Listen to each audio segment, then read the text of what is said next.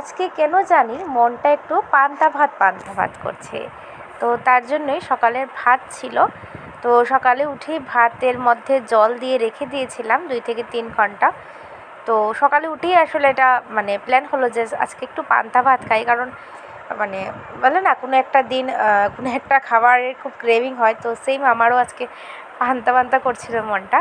তার জন্য সকালের ভাতটাতে আমি দিয়ে দিয়েছি জল, দিয়েই তো এখন দুপুর ঠিক 12টা বাজে আমি পান্তা ভাত খাবার জন্য রেডি হচ্ছি।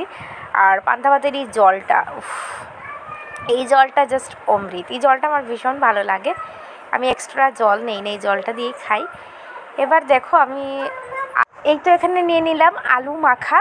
এটা আমি একদম পেঁয়াজটা ভেজে, শুকনো মরিচ ভেজে তারপরে বানিয়েছি একদম ঝাল ঝাল করে। আর এটা শুটকির চাটনি, মানে শীতলের চাটনি, তোমরা অনেকে অনেক নামে জানো। এটাও পান্তা ভাত দিয়ে জাস্ট ওয়াও লাগে। আর পান্তা ভাত আর ঝালের সাথে একটা ওতপ্রোত একটা সম্পর্ক আছে, তাই আমি লঙ্কা একটু বেশিই নিয়েছি। দেখো বড় 3টা লঙ্কা নিয়েছি, আর ছোট আমাদের কুচির মতো 3টা বেবি লঙ্কা নিয়েছি। আর পেঁয়াজ ছাড়া পান্তা তো ইনকমপ্লিট। আরেকটা পান্তার সাথে যায়, সেটা হলো মুসুর ডালের বড়া। এই ডালের বড়াটা পেঁয়াজটা বেশি দিয়ে ডালের বড়া বানানো হয়েছে, ওই বড়াটা নিচ্ছি, একটু বেশি করেই নিচ্ছি। এখানে একটা অমলেট থাকলে বা দারুণ জমতো, বা বেগুন ভাজা, ঝুরি ঝুরি আলু ভাজা। তো এখানে একটু বেশি করে শুকনো মরিচ নিচ্ছি, কারণ আমি ঝালটা একটু বেশি খেতে পছন্দ করি। আর একদম শেষে লবণ, যেটা ছাড়া মানে এই খাবারটা অসম্পূর্ণ। তো তোমরা আবার এরকম ঝাল কেউ ট্রাই করবে না। আমি কিন্তু মানে আমার খেয়ে অভ্যাস আছে, তাই আমি খাচ্ছি, আমার কোনো প্রবলেম নেই। বাট একদম খাওয়ার শেষে মানে প্রবলেম হয়েছিল কিছু, গলা বুক প্রচণ্ড জ্বালা করছিল।